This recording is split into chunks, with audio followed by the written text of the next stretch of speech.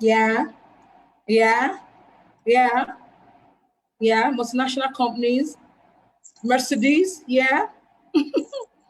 Dangote, yes. Yes. Tesla, yes. The big four, yeah. Chevron, yes. Chevron is calling my name. Facebook, Google, I saw Google, Maersk, yeah. Yeah. United Nations, humanitarians, yes. Excellent. Hydropower, BG, Deloitte, Schneider, yeah. AFDB, interesting, yeah. Andela. Mhm. Some of you, you're working in big companies, you did not put your company's name. I'm working for Paint and Coatings Manufacturers Nigeria PLC. I'll put it there. It's a big company. It doesn't have to. Hey, I can see Bemil. I'm proud of you, Benga. Exactly. Yeah, that's it. Excellent. So, high-paying job, big corporations. There are a couple of write-up online that you can read. If it's a Fortune 500 company, if the capital base is over $500 million, you can say it's a big corporation. Yes. But honestly, there are also big corporations that are not as popular as the ones we have mentioned. There are people that are working codedly in some organizations and they are paying them their dream salaries and they could tag those jobs their dream job. So let's just break the table today, right? It's not all the popular companies only that are big corporations. There are very big corporations that are organizations that are sitting on huge assets under management. That, I mean, when you hear the value, you'll be amazed. But the companies are not that popular. So I just want to demystify that. It's not only these popular ones that we have mentioned, right? That are the big corporations. It's not just them. They are big, but there are also big corporations that you do not even know. I hope that table is broken and broken forever. Now, so like I said, what are those big corporations? The ones you have mentioned are there. But there are also the ones that are not mentioned. They are the unsung heroes. I worked in an organization before that the CFO, right? Maybe I shouldn't give all the details. Of course, was being paid in millions, as in unreasonable millions. This company is not popular, right? So the popularity is there, the brand is there, but even if that company is not popular, it doesn't mean that it cannot pay you your dream salary or give you your dream job. So let's just quickly get right into it. These organizations we have mentioned and the ones we didn't mention, what are they looking for? And I'll be speaking from the point of view of my experience and experience of a couple of senior colleagues, both in-house and those that have shared their experiences in the past. Big corporations, whether popular or unpopular, they are looking for certain things. Among them is what I've listed here. Not this list is not exhaustive, right? Problem solving skills. Do you find knotty issues and get them resolved, or you run away from knotty issues? If you're that type that just wants, there is a Yoruba saying that "Iṣẹ́ kékeré, owó ńlá," right? Small job, big money. That is good, right? But if your mindset is to have it easy and not solve problems, then you're not the one that these big corporations are looking for. There's a particular job that one of my friends got, and by the time we were talking 3 months into the job, there was even a particular day that we were talking and she was just crying. Not because Joseph. the organization wasn't good, But there are a lot of overwhelming issues. There are a lot of challenges that are being faced at that organization. Big organizations come with big problems, or they have big problems. So if you have big problem solving skills, then you are one of those that are being looked for. If you're able to deploy your soft skills, those skills that are, okay, so let's quickly talk about it. What are soft skills? When you hear soft skills, what comes to mind? I hope I'm not going to do a teaching session today. What comes to mind when you hear soft skill?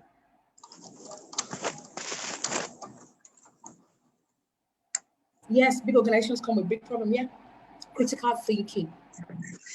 Interesting, excellent. Yeah, emotional quotient, emotional intelligence, skills you can easily pick up. Emotional intelligence, yes, problem solving. Yeah, yeah, excellent.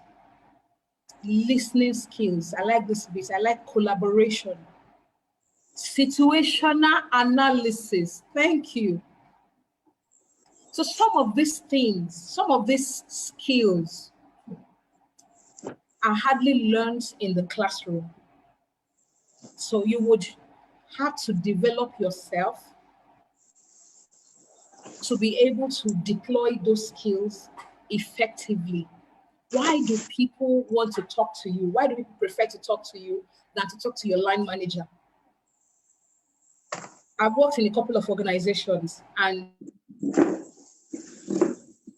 to date, I have employees from previous organizations reaching out to me saying, Faith, I need help with this, I need help with that. I know I can talk to you. I have a personal issue. Can we talk about it? I'm no longer their HR, I'm no longer their HRBP, but I still attend to those things. Are you a go-to person? Are you approachable? Do people find it easy to approach you when they have naughty issues? Have you positioned yourself that much? I mean, that way. Corporations, big corporations are looking for experience. So please, I know the bit of recruiters looking for 10 years experience from 22-year-old graduates, right? But let's face the reality. Experience comes in packs and sizes, in different packs and sizes. It could be 10 years, it could be 1 year, it could be 2 years. There's a story of a professional colleague of mine, I mean, in the HR industry. He shared it in one of the platforms, and I believe that it's a good story to share that you could learn from. This person got their dream job after they have sold insurance across markets in this country. And if you know what selling insurance is, say in about 7 or 8 years ago in Nigeria, you would understand what this person went through. But that stint in selling insurance was what gave them a foot in the door into the job they got, which led to the bigger job and then to the bigger job. Now, my story. My first job in Lagos, because I've worked in a place outside Lagos before. My first career, my first job was outside Lagos. But my first job in Lagos, I got that job because of the first job I ever did after NYSC. And that job was the job of customer service, sales officer or sales representative, and sub broker at the same time. And I was paid 30K. This job was in Ile-Ife. I did that job for barely 6 months, and I went to write my stockbroking exam. When I went for the interview that I got, I mean, the interview invite I got, when I went for that interview in Lagos, the confidence I had, the experience I could share were the experiences I gathered from Ile-Ife, the remote Ile-Ife. Well, it's no longer remote, if you would say. Even then, as far away from Lagos as that is, that experience came in handy in getting my first quote unquote solid job. So experience is very important, it's very key, but how you gather those experiences is very important too. So you are not waiting for a perfect environment to gather your experience. Whether you are a core member or you are just fresh from school, there is always an opportunity to gather experience. You can create a platform for yourself, even if nobody employed you. I've interviewed a candidate before, and what sold them to us, or what attracted us to that candidate, was the fact that that candidate had sold shoes while they were in school. So that person was in school and they were studying, and then they were selling shoes. Of course, he got the job. It was a salesman job, actually. And he didn't have any experience after NYSC. So experience is relative. Like we said that dream salary is also relative. You understand? So irrespective of the platform you have, irrespective of the stage at which you are, you can create experiences. You can create experiences for yourself that will give you a foot in the door. Leadership skills. Some of us expect that, oh, it is when you have a portfolio that you can say you have deployed leadership or you have demonstrated leadership skills. The fact that you are not the first child does not mean that you cannot demonstrate leadership skills even in the house. So there is always an opportunity day in, day out for us to use our initiative, right? And blaze the trail. Someone hasn't done it before. This thing needs to be done. You thought about it and you brought an idea of how this can be dealt with, how this can be solved. You're demonstrating leadership. And it's not only when you're leading people that you are a leader. You can lead with ideas. You can lead with concepts. Right. So let's break all these boxes and tables of, oh, so leadership skill is only when you have led a team of people. My HR colleagues are in the house. So I want us to break that table. Most of us expect leadership skills to be demonstrated only when you're leading people.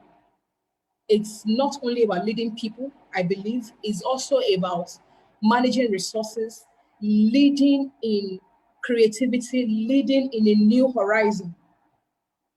And so I'm challenging you today, if you're in this room, demonstrate leadership skills, whether you have people that are following you or not. Of course, one of those things that the big corporations are also looking for is achievement orientation. Do you think about what you've achieved on a daily basis? Do you think about it? Or let's even say, okay, at the end of the week, what did you achieve? Today is Saturday. This week now, what did you achieve? And what's your plan for the next week? You might get your feet in the door. You might get a job in the big corporations or in the so-called big organizations. If you are not going to be achieving and moving milestones, most likely you may not last. So let's get ready for achieving so that when we get the job, we can also retain it.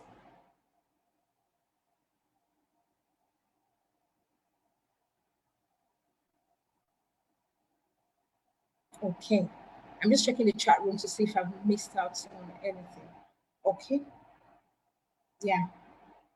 Yeah, we just, I think on the third slide. So look at this. Warren Buffett said that when you look into a person, you can look for three things, right? You should look for intelligence, you look for energy, and integrity. If they have the first two, and the third one is not there, you shouldn't bother. It's not cast, it's not broadcast, it's not on the screen, But the big corporations are looking for people that have integrity. They're looking for people that have good reputation. Now, there was an interview we did for an organization, or sorry, a recruitment process we did for an organization. I had to do a background check on this candidate. And by the time we spoke to the person that was to give us the information, and honestly, this was an informal background check. This person that we were asking questions really could, I mean, you know, when someone is giving feedback, but they are being careful not to say much, you could really tell that there was something not so good in that way. There were some shady deals this person got involved in. And in fact, if I remember very well, it was not a recruitment, it was a concluded recruitment. This employee had resumed. It was a confirmation that was to be done. The person was on probation, yes. So we did a background check. There was reference that was done, and the feedback wasn't fantastic. We had to dig further. When we dug further, we realized that this person had some unsettled unresolved issues that had to do with money.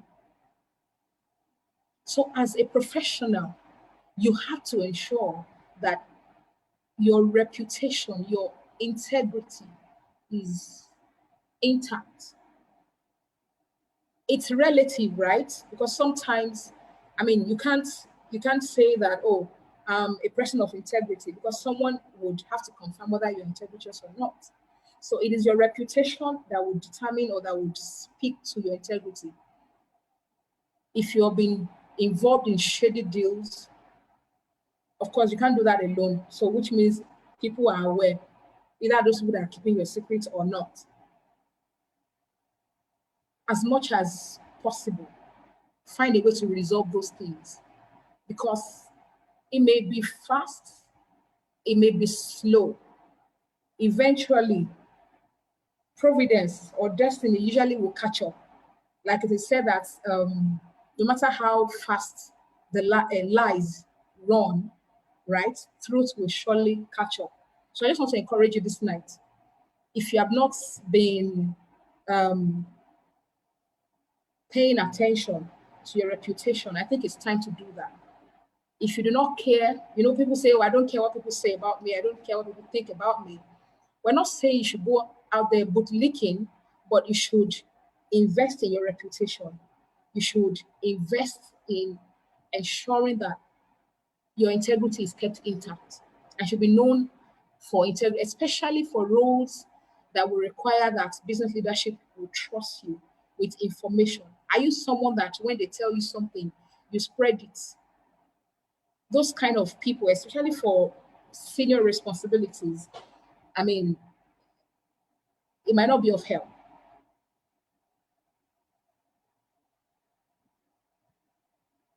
So this is one of those things that is hardly spoken about, right? And I mean, I'm not ashamed to use this slide this evening, and it cuts across whether you're a believer, whether you're a Christian or you're a Muslim.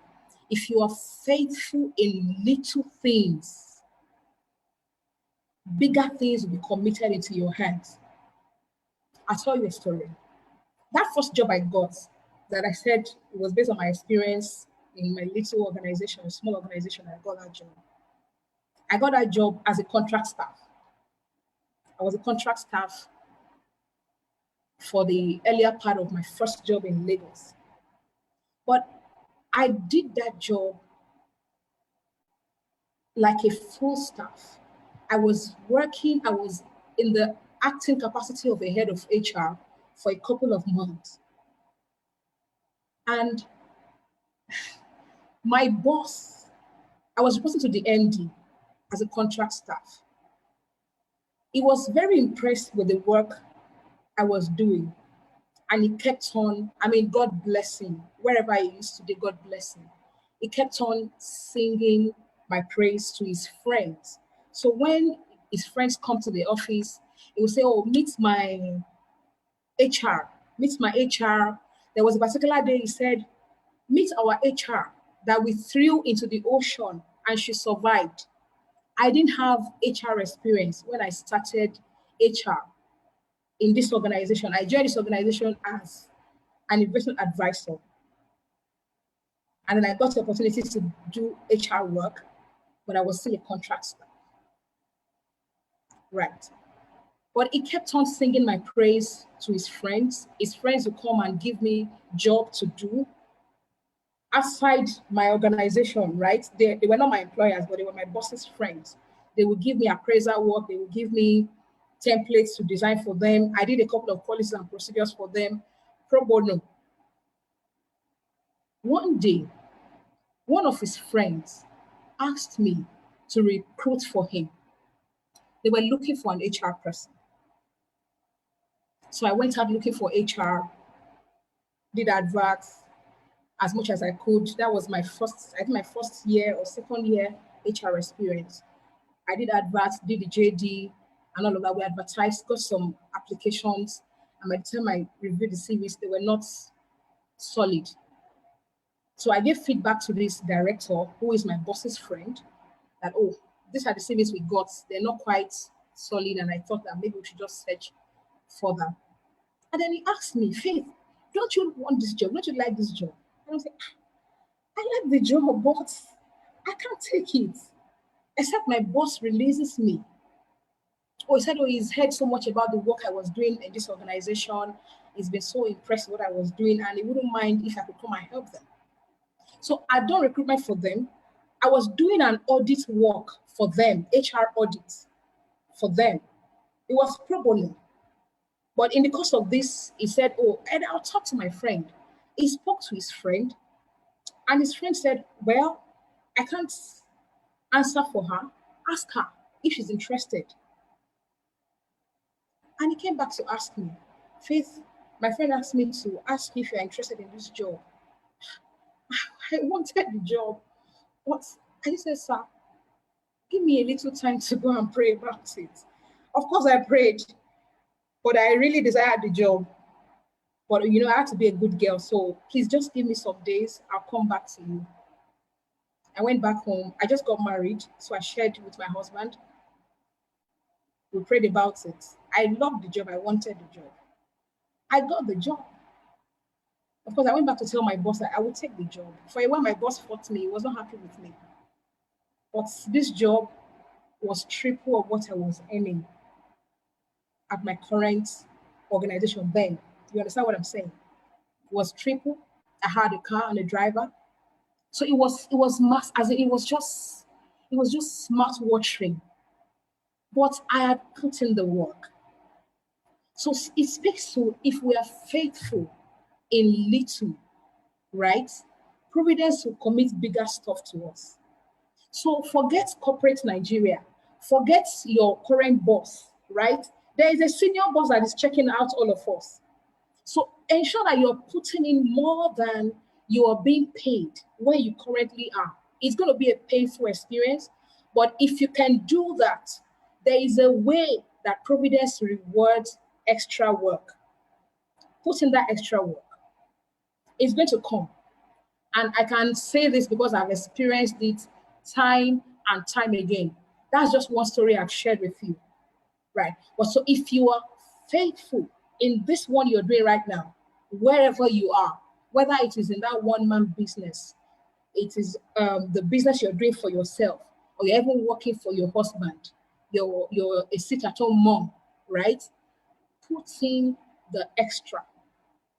Put in the hard work. That reward will come. I hope I'm not preaching. So I've spoken about some unspoken requirements earlier on, but based on your experience in your workplace right now, this is us cross-pollinating. What are those experiences what are those unspoken requirements? So there are some HR people in this room. There are recruiters in this room, right? There are people that are experienced also. So let's quickly cross-pollinate. What are those unspoken requirements in your organization, in your own experience? What are those unspoken requirements? What are the things that are not put in the advert? that big corporations are looking for. Let's see what comes in the chat room.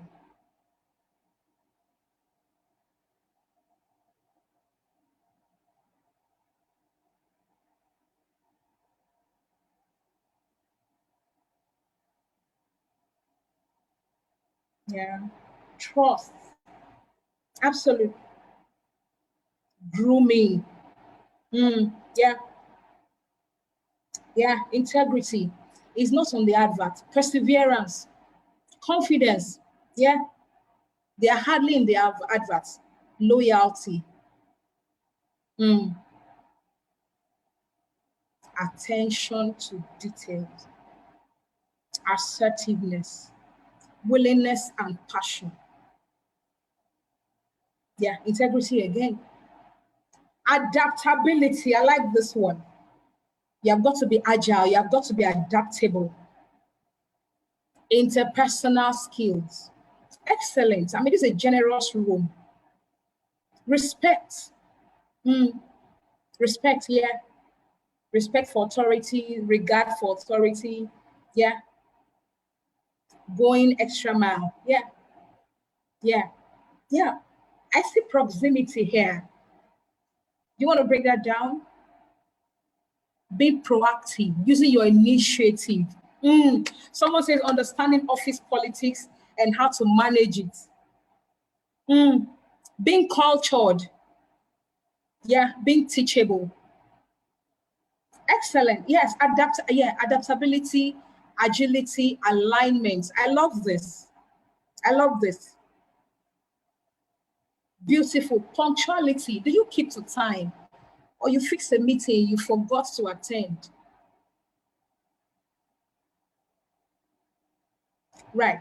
Unspoken. They are all unspoken. You hardly see them. Your appearance, understanding key stakeholders and how to manage them. Yeah.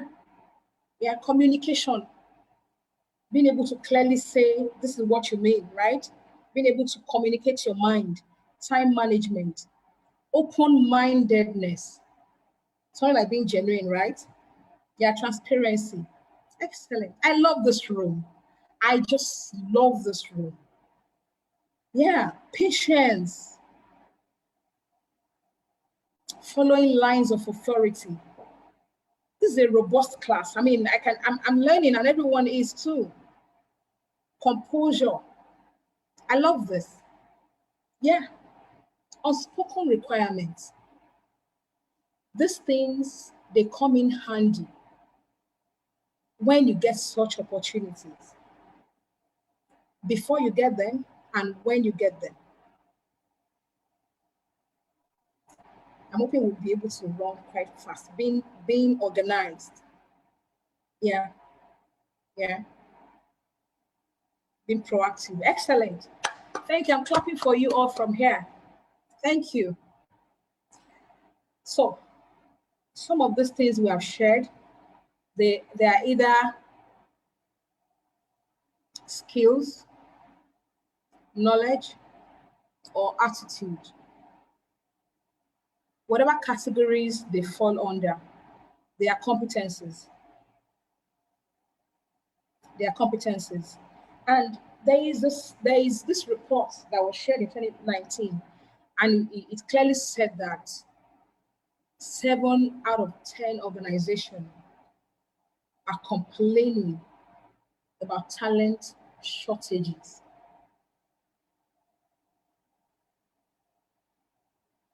You can see there is a kind of misalignment, right? You're here looking for the big job, you're looking for that dream job, you're looking for an engagement with a big corporation, and the big corporations are saying there is shortage in talent. How do we marry those two words, right?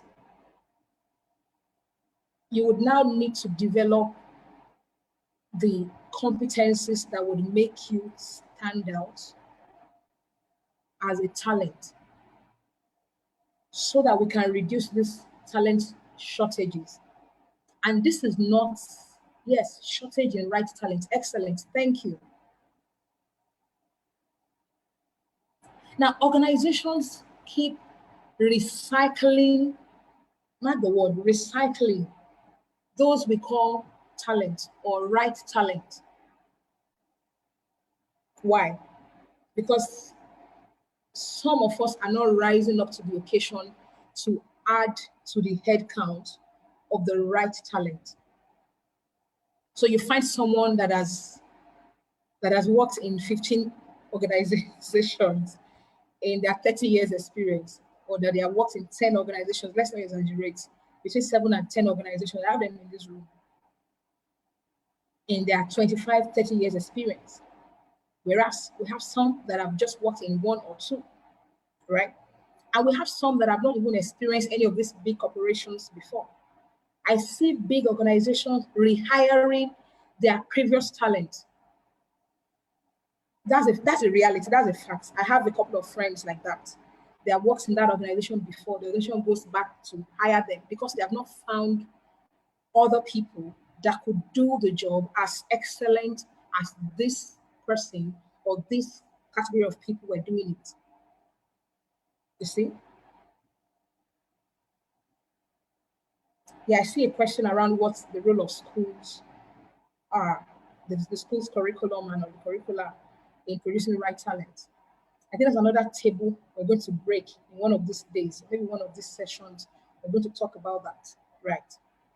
But the current reality facing us today is that everyone in this room has an opportunity to rise up and become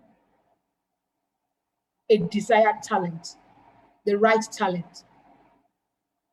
Because the businesses looking for talent are saying that there's shortage. And it's for a fact. You can also confirm that by the experience. Go on LinkedIn. You will find people that have worked in this organization before and they went back there, not because some of them, they're not desperate. It's the employer that wants them back. So you could be that person that will fill that gap.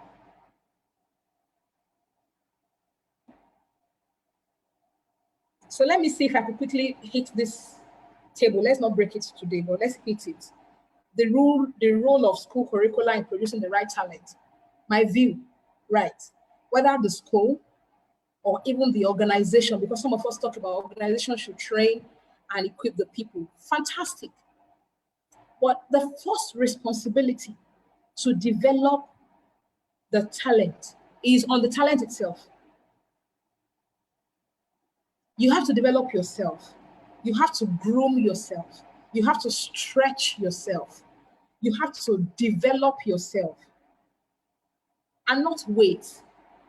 Now, I understand the part of, oh, it is what we're taught in school that we know, right? But there's also the part of us being hungry for more.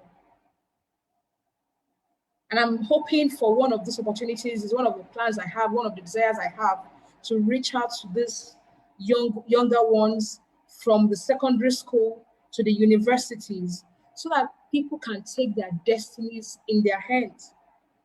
No matter what we're taught in school today, less than 10% of it are applicable to the real life out there. But honestly, everything you go through in school has a role to play in the current life you're living or the future. It has a way of adding up, right? So let's not say, oh, the curriculum is outright nonsense or is not suitable. No, there are experiences, there are learnings, that there are processes that you're going through that makes you come out as a better person. A bit about the school. While I was in Ife, I remember I was an average student. I was an average student. I studied economics. I wanted to make it first class. But I had friends that were already in first class from 100 level. They were putting in about 4 to 6 hours of study every day. When I found out, I realized that, Faith, you have to do more. These ones, they have photographic memory. I had a friend, everywhere he's going, he's carrying a novel. He's a doctor. You know how many hours doctors read? But he's holding a novel everywhere he's going. If I compare myself to him, I will not study. I was putting in an average of 10 hours. Average of 10 hours. It was a crazy, crazy attempt for me. But I knew I was average. I had to go the extra mile. And I can tell you, of course, it's adding up today. So let's not rule out the role of the school, but at the same time, let's not put total responsibility on the school. Back to competences. If you want to develop these competencies that we have all highlighted earlier on, right? Obviously, we can't take all the competencies and say, oh, I want to develop all of them at once. You have to identify the ones that you need to develop part-time, right? And then you would assess your current competency level and then find a way, best suitable way that you can close these gaps. I'll share a story.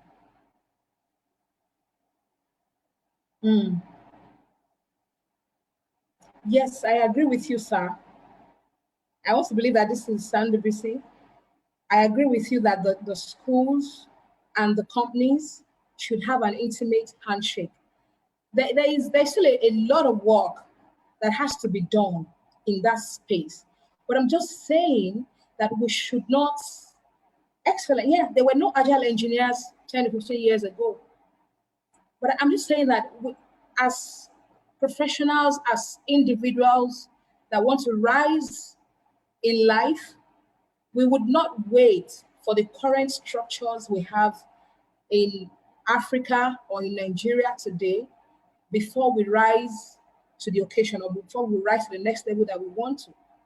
But I think these are conversations that we should be having at institutional levels where the schools and the organizations are collaborating to close this gap. And I know some relations as such are already started. I mean, I've already started.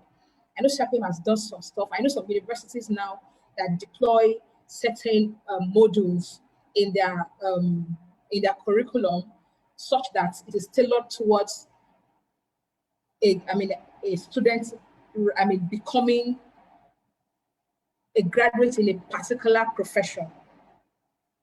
Excellent. Thank you. Thank you, sir. Yeah. So on closing your competency gap, you would do it one competency at a time. At a time in my career, I was dealing with being assertive. I wasn't quite assertive. And I wouldn't say I'm 100% at it now, but I'm a lot better than I was earlier on. I wasn't quite assertive. I would easily just go with what people ask or what people say. I found it difficult to say no and all of that. But I had to, of course, go through certain programs. I went through trainings and I took conscious steps. I made conscious efforts to learn how to say no in a calm way and mean my no. Right. Excellent. Yes, yes, you're confirming this ready set work by Ambode, right? I think it was an alignment or a collaboration between CIPM and the Lagos State government. It's one of those things that is already happening at institutional levels. And I believe there's more that can be done. Yes, Ebon, yes, we do have responsibilities to ourselves. We owe ourselves that responsibility to develop ourselves and not wait for institutions, organizations to do it for us. When they do it, if they do it, it comes as an addition. I would leverage it when it comes. Right. So on this competence, sometimes you want to get an independent person or an independent evaluation tool to look at how better or how well you have groomed yourself or you have developed yourself in that particular competence. Right. So it's going to be one competence at a time. You can't close all the gaps at once. Some of these competency gaps you would close by training. Some you would close by on the job training, right? On the job activities, things that you would get your hands to do. is one of my favorite sayings, that you cannot claim an experience that you have not tried your hands on. If you have not tried your hands on it, you cannot claim such experience. So, for instance, we want to say that you can make heart. You can make a heart. That you have experience in making heart. If you have not made any heart before, you can't say that you have experience in doing so. So you've got to deploy your skills practically to say that yes, you have developed this competence, and then you're able to demonstrate this ability on the job. I hope time is not fast spent. So one of the things that helps you to get your feet in the door is your CV. Your CV is that passport or that tool that will speak for you when you are not there. I had an interview at some point.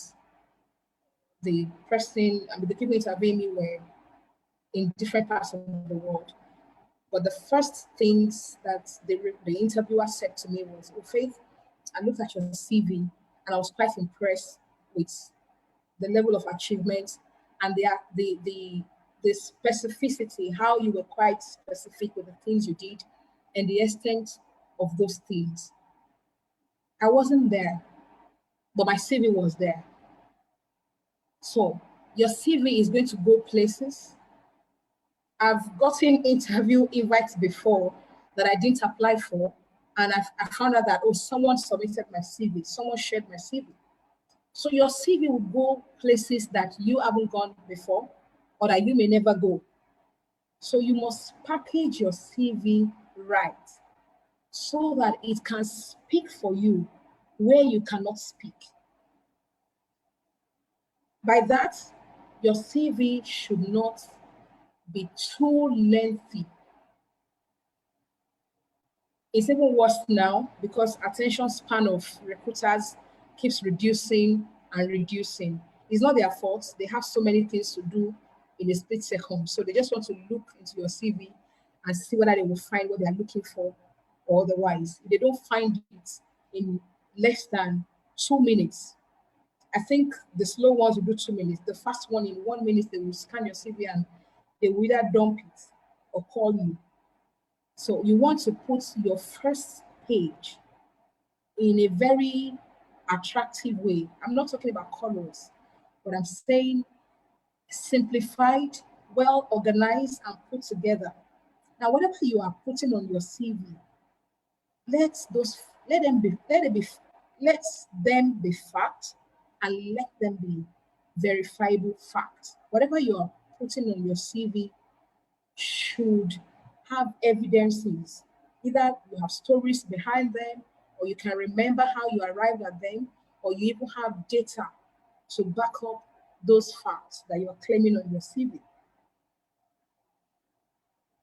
There's some CVs that you will see, you will just even be put off. They are wobbly. When you open your CV, in Microsoft Word, there is something called justify. In each of the segments of your CV, you can justify your CV, I mean the content in such a way that it's not all over the place. Let there be an alignment. And then you want to put your skills and competencies forward. Some of us do copy and paste of competencies. You have to be deliberate about everything you are putting in your CV. And of course, use a good email address. Don't use okokomichaelunlimited@gmail.com.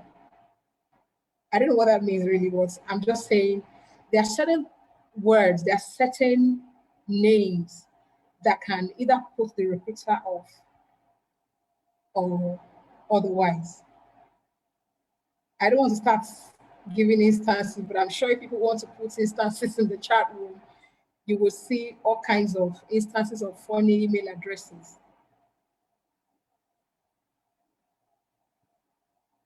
Yes. So in terms of packaging CV, there's this comment right here by Sandro, and it says many people claim experiences and achievements that are either exaggerated or outright lies. There's I personally speak against this. And if I find out that you're lying on your CV as a recruiter or hiring manager, that's the end of the conversation. There is no reason why you should exaggerate the content of your CV. I'll tell you a story. We had an interview sometimes in my former career life, right? This candidate copied the content of his line manager's CV. And he was claiming that as his own experience. You know what happened? We invite the line manager of this person also applied for the same job. Thank you for those emails. Funny emails here. The line manager applied for the same job. I'm telling you real experience. These candidates, of course, we invited. We were not quite, we are at the point of shortlisting, it wasn't so obvious, right? We shortlisted, they came for interview, but at different days. So it was at the interview of the candidate that copied his boss's CV that we now looked at, it looks like these CVs are the same, almost the same. Of course, you can know the end of the story. This person didn't get the job, but the integrity is already damaged. For what reason? Why would you copy someone's CV? I know people copy CVs, right? I know some of us even give CVs to CV writers, the online CV writers, the human being CV writers. It's not, I do not speak against you giving CV to CV writers, right? But let the content of the CV you are calling your CV be your experience. You must have a story behind every achievement you are claiming.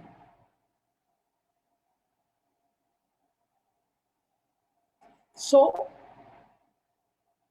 I'm here speaking against lying on your CV. It is not right. It is not acceptable. Now, someone is saying accountant in the office by position, is saying assistant manager on LinkedIn. It's now common on LinkedIn, yes. I've seen people write titles that are not their title. Now, there's something on LinkedIn. There is a part of your summary at the top where you would write the kind of your prospective roles, right? Which means when there's a search for such roles, your name will come up. It's different. But on your experience on LinkedIn or even on your CV, I was talking about LinkedIn now. On LinkedIn, if you are HR business partner, why should you say senior HR business partner? You know you are lying, right? But I hope you get what I'm saying. If you go and check my profile on LinkedIn today, you will see my current employment, right?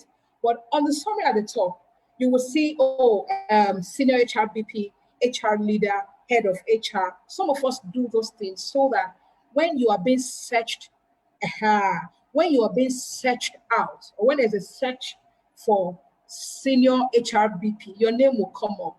But you are not claiming that is your current title in your organization. They are two different things. Right. Excellent. Yes. Gifts, many are yet to understand how it works. There are a couple of sessions that can help in making that happen. Let's just quickly get along. This session, I was hoping we would be able to finish faster. Let's see. But I hope you're enjoying this. And I hope you're learning a thing or two. This is an excerpt from my CV, and is also an excerpt from one of my books. One book, I mean, a book I'm writing right now. It's a 360-degree career. If you look at the CV, I'm sure you would agree that it is easy to read. This CV has gone places I haven't been before. Some of the information on this CV is not exactly what's on my CV, right? So that you don't come and visit my house. This house is not correct, right? So a couple of things have been altered, but in terms of structure, in terms of title, right?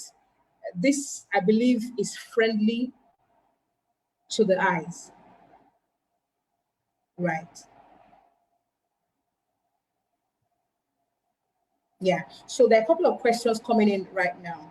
I'll take those questions, but let me just quickly speak to the summary. What shows up in your first page, the first page of your CV? It should be succinct, attractive enough for your recruiter or whoever is looking at that CV to be convinced that they should call you for a conversation. Right. The font size, the arrangement, very important. It should just be easy to read. It should just be attractive in that way. Right. So there is a question about, I'm trying to say, I think I missed out some charts. Someone says, I'm not sure what I missed out. Accountant in the office, yeah, I think I've dealt with this question.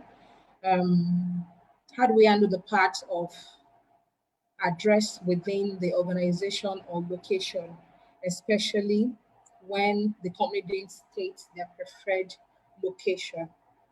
Interesting. You know, these questions and many more, right, are answered in 360-degree career, but then I'm going to make an attempt to help. When jobs are advertised, I'm sure there are recruiters in this house. It is also important that the location is stated.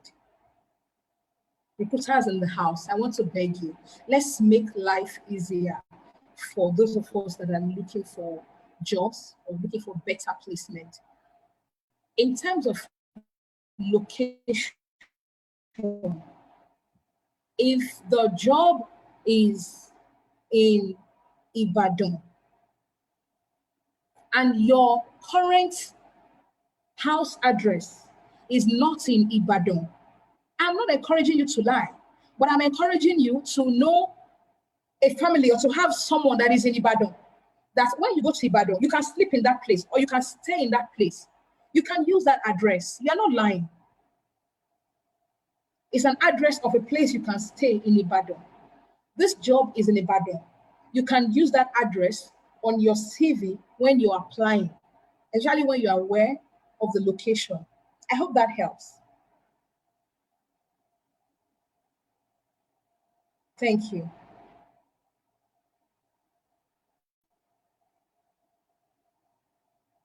Excellent, excellent. So this is a sneak peek into one of the pages of the books that I'm going to be sharing with you shortly, right? If you're able to put your CV in a readable way, in a way that is attractive to the recruiter, you are likely to get a call. Now, being attractive is one thing, right?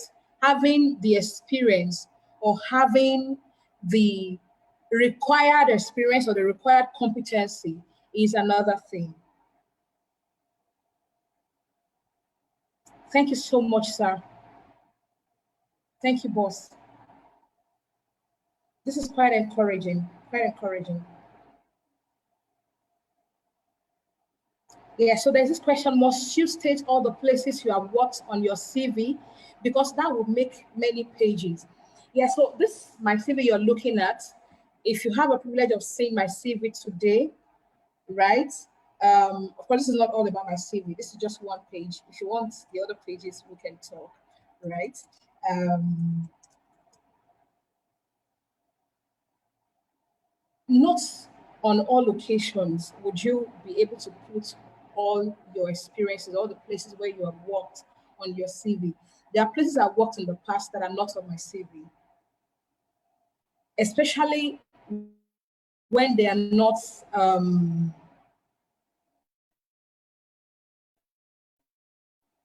relevant. That is actually, it has to align to the position you're applying for. Aha. How do you align your CV to tally when you want to move from one career path to another? I mean, that's a big conversation. That's a big conversation. And the quick one I could offer right now is you can't lie. You still have to put the experiences you have, but you would tailor it in a way that would bring out the desired competencies and skills in the career you want to go to. You're coming from customer service, you want to go into HR. Fact is that you don't have HR experience. Sometimes I usually encourage that you volunteer so that can give you a foot in the door. But then, in putting um, your current experiences together in a way that would attract HR jobs, honestly, what I think is not to overpackage your CV in a way that is not reflecting the truth. But being a customer service person means that you're attending to people, right? Which also means that you're able to solve people's problems.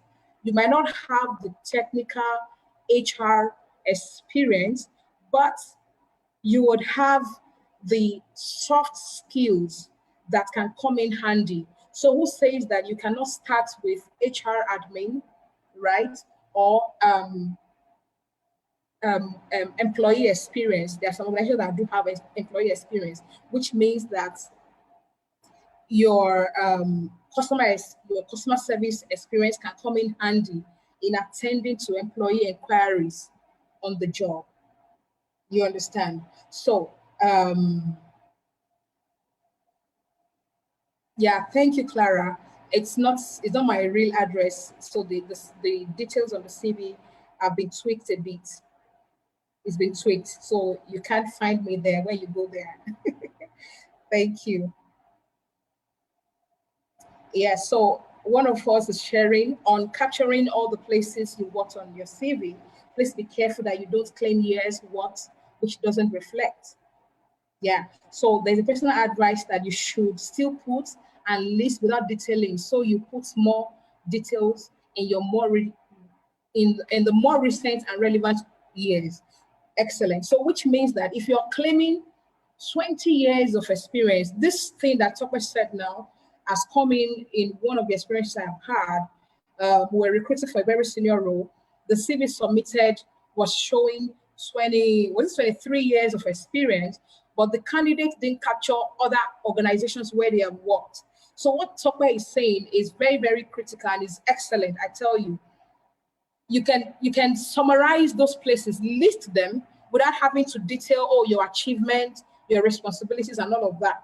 But you're looking at you're highlighting the organizations and putting the years so that you are able to account for the year. Okay, is this can you get my volume now? Is this high now?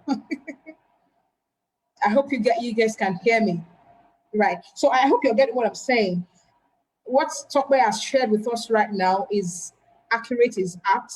It is highlighting those organizations where you have worked so that you can account for the years of experience that you are claiming. I hope that helps.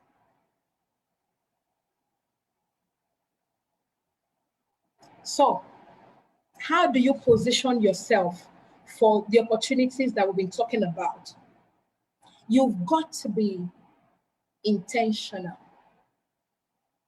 There's the saying of various schools of thought that said, oh, if you're looking for a job, you have to make sure that you're applying to average of 20 places per day, per week, or per whatever. Those ones are there, but you've got to be very intentional. I'll tell you a quick story. I went for one networking event, right? It was a learning event, but of course, I networked. I met the talent acquisition manager for the organization that was hosting the meetup, right? We exchanged cards, and that was it. I didn't think anything was going to come out of that. I wasn't even looking, right? But I consciously cultivated the relationship. I reached out, I said hello. If I found anything that was of interest to discuss, I shared, just once in a while, just keeping that conversation going. A vacancy occurred and they remembered me. Of course, I got the job. I worked in the organization for some years, but it started with an exchange of cards. It started with meeting someone, right? So sometimes you just have to be intentional about the relationships that you are cultivating. Now, flaunt your strength. There was a write-up on LinkedIn some times ago. Someone wrote, and it was saying that stop smiling in the dark. Learn to smile in the spotlight. It's as good as flaunting your strength. And to think that it's coming from faith, I can tell you it is very important that you flaunt your strength. I've been in a place where I worked so hard and I just believed that people are saying what I was doing, but not so. I could say less than half of the things I was doing was being seen. So, of course, it had a negative impact on my relationships, had a negative impact on my reputation in that way. But I have now learned that if I'm strong at this, I'm not going to be shy to put it forward.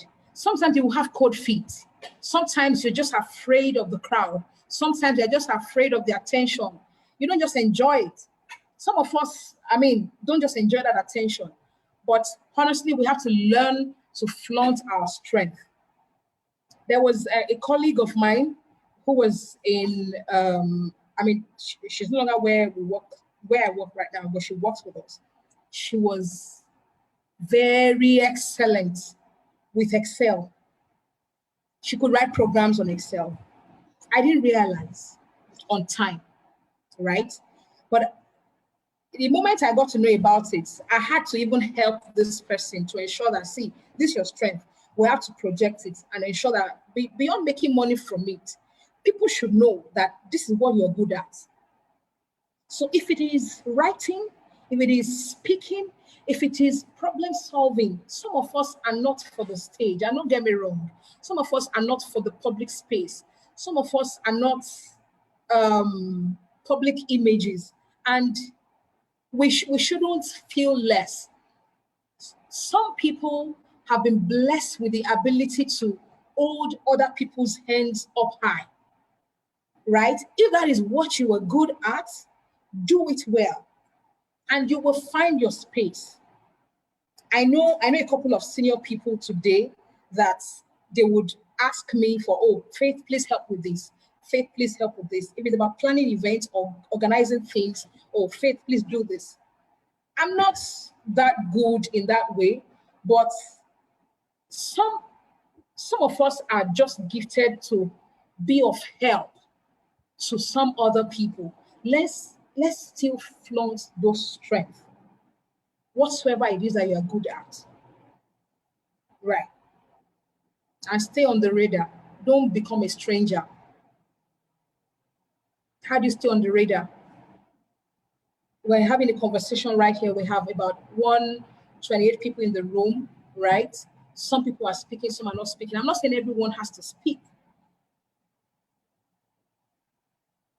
in customer service industry, if you're a customer service manager, are you aware of things that are happening there? Are you aware of events happening in corporate Nigeria? What role do you play? Don't stay at the back.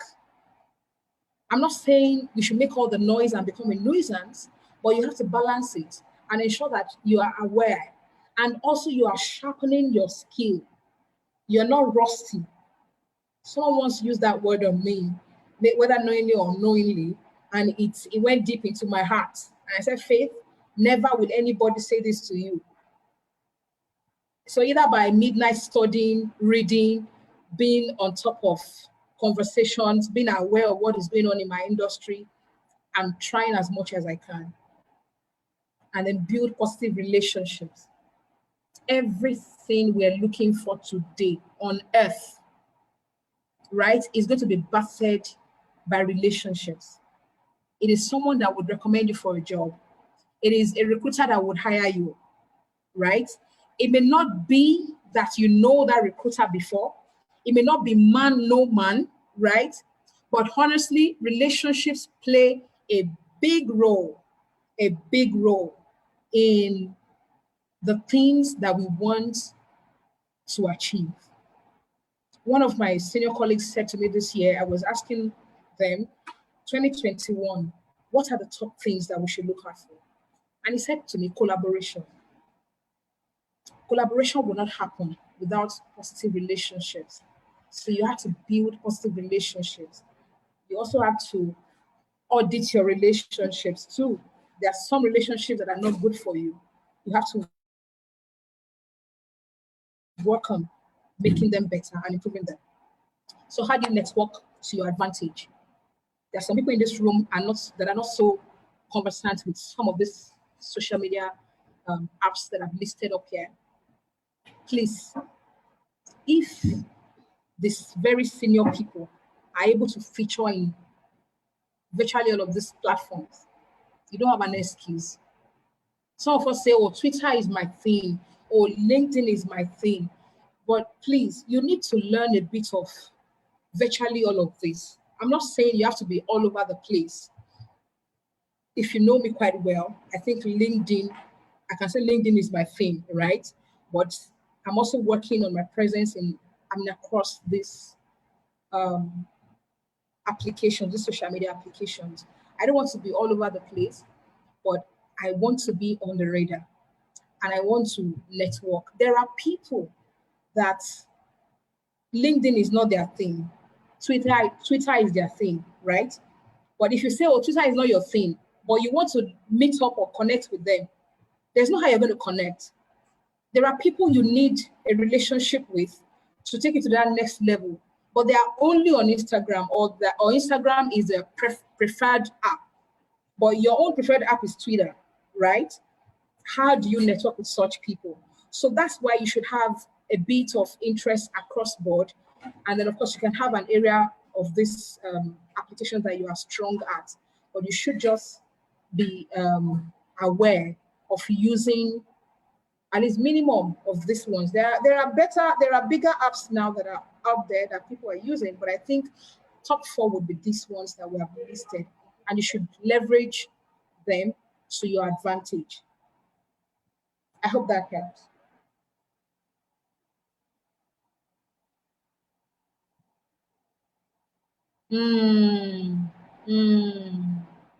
Exactly. So Mike shares that we have to flaunt our strength with caution.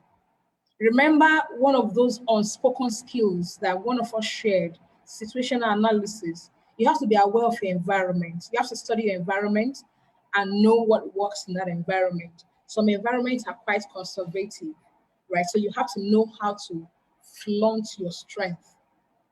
So flaunting your strength is not limited to where you currently work. It is flaunting your strength to whoever cares to listen. And honestly, flaunt with caution. I love that. There are people that are looking out for your strength, even outside your organization. So don't be caught in the web of the culture of your organization, right? but you have to exercise caution. Like it has been said, exercise caution. I worked in an organization before that I couldn't do any of the things I'm doing today in such organization. It's the culture of the organization, it is the preference of the leadership and all of that, even though they were unspoken. But of course, we could read the environment, we could sense it.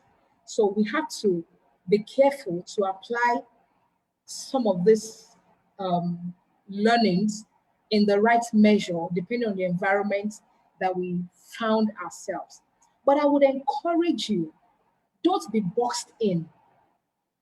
If you find yourself today in an environment that is toxic, you have to find a way of getting out so that you don't get used to toxicity as a norm. I hope that helps. Did we jump something? So, when you've gotten that CV sorted out, how do you prepare well and ace that interview? How? When you get an interview invite, you have to do your homework well. How do you do your homework? You first point of call, right, is your job description. Your job description. Thank you, sis. Thank you, Toyin. Demonstrate your value in the space where you have expertise in. This could be outside your workplace. Excellent. Social media is a good place to start. That's right. I so much agree with you. So when you get that interview invite, the main tool you need to do your homework is the job description for that role. And so I'm begging all the recruiters in this house today, if you invite someone for an interview, please send the JD. That will help the candidate to prepare for the role. Because if I don't understand the JD, I don't know how you want to interview me for the role. And then when you've studied the JD, studied the CV, your CV, it's your CV, right? It is, like I've said, it is your experience in that CV. Demonstrate the value that you have added in the past. You should be able to tell us. You should be able to share stories around the claims that you are making on your CV. Then please think through your CV. Think through your CV. Because some of us have a lot of years of experience. I mean, I have senior people here, 20 years, 30 years. They don't remember what happened 20 years ago. But the way our CVs are written, if you sit down and immerse yourself in your CV, into your CV, you can recall some of the things that happened a couple of years back, and then you can rehearse. That would help you to prepare for the interview. And then you should connect with the panel. In connecting with the panel, which means you would have tried to find out the kind of people that are going to be at your panel. Now, this is not about knowing the names of the people that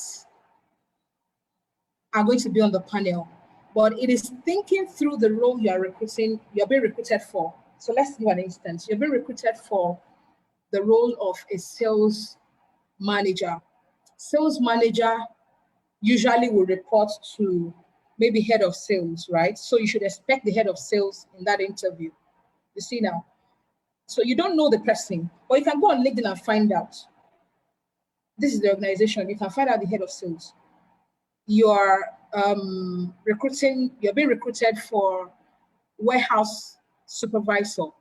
Most likely, warehouse supervisor will report to warehouse manager, or at least maybe warehouse assistant manager.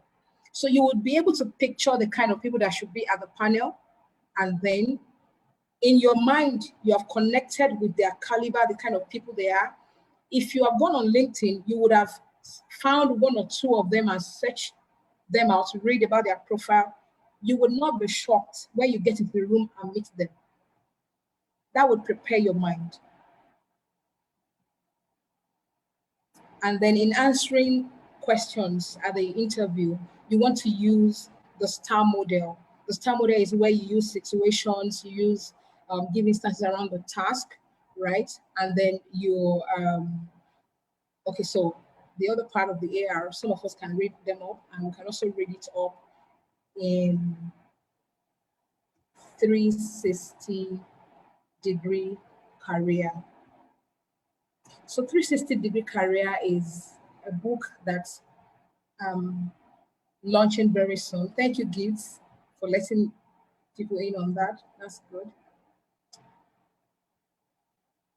360-degree career is a book I'm launching very soon with the help of a lot of us in the room that has been a part of this journey. And yeah, so this offer is being put together so that we can have further conversations around a lot of questions that has been answered, that we can also answer in deeper dimension and with recruiters in such a close circle, right? So tonight, in the next couple of hours, let's say 48 hours from this moment, you would have an offer that is going to be open from now, and that would be to give you access into a more intensive learning session that is directed at things we have discussed today and a lot more, where you have some deeper level of support in terms of a community of people and leaders that would be able to support you further in getting a high-paying job, that your dream job, right? You will get CV templates that you can edit and use. And then we would also show you in an advanced learning session how to position your LinkedIn profile better. Some of us spoke about LinkedIn today. We can show you how to optimize your LinkedIn account and how to position your LinkedIn profile better. You would also get 360-degree career book, the hardcover, the hard copy. You would also get a free Amazon download coupon for the e-copy of that book. If you put all of this together, it's going to be worth 45,000 naira. But if you're able to click on the link that will be shared shortly, you would get all of this, and of course, most likely many more, at 7,675 naira. That looks like an unbelievable offer, but is only available for 48 hours. Of course, after that, the figure changes, right? So I would switch and remind you tonight, if you forget anything that we learn in this room tonight, I want you to remember that every opportunity that comes your way, you can get them. Or every opportunity that you're desiring to come your way, you can get them, because there is a vital force that is working in your favor, and it can pour the spirit of intelligence upon you, and it will give you understanding. Now, this is me encouraging you that everything that you ever desire or hope for is possible, because there is a vital force that is at work in you. Whether you are a church goer or you're a Muslim, whoever you are, there is a vital force that is at work in you. Only if you could pay attention to that inner force and give it expression and allow it. Right.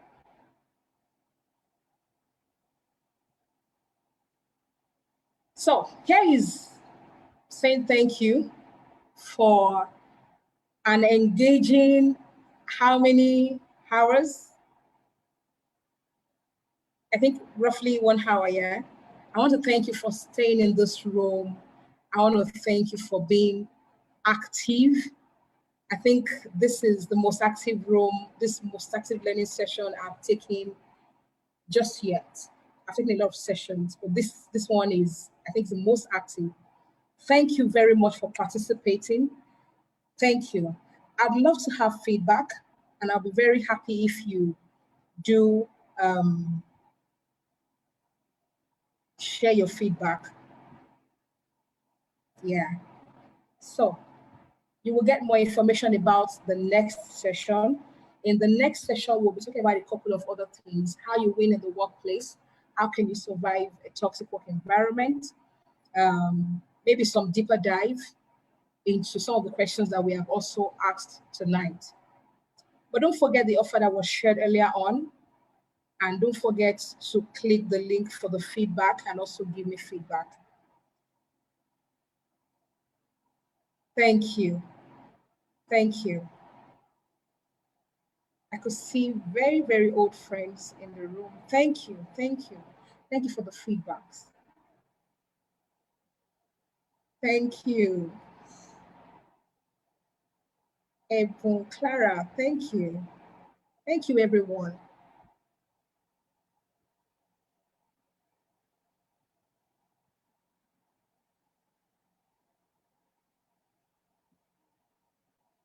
I'm sure you found it useful.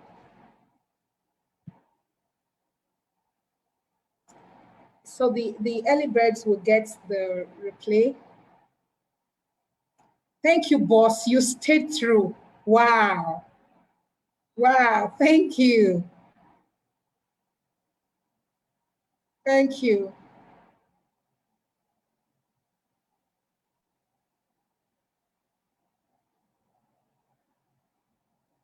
Excellent. Excellent. Oh,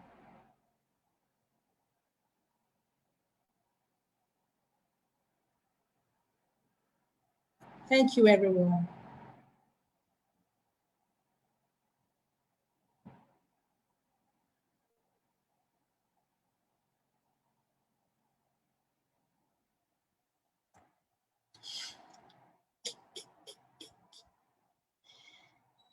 Oh my. I think power just came back as soon as I finished my session. Nigeria. So we're just going to do a switch over. Thank you, everyone.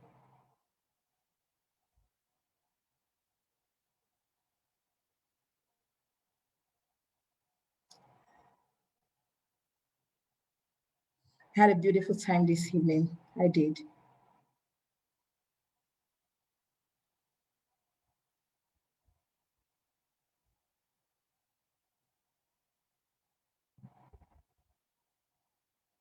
Amen. Thank you. I'm going places. Yes.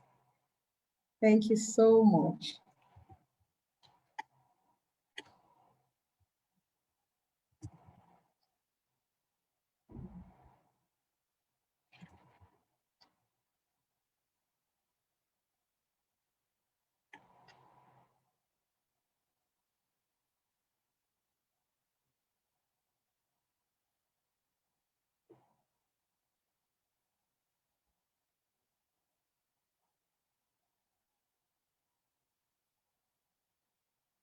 Thank you, boss.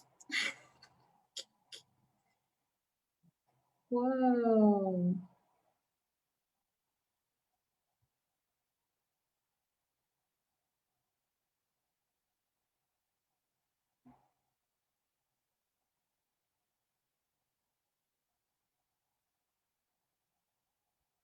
Thank you, Busola. Hmm.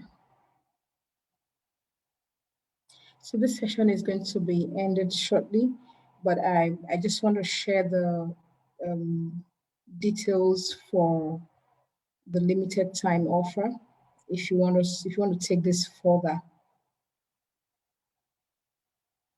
Yeah, wife is always encouraging professionals. He was here throughout. Thank you.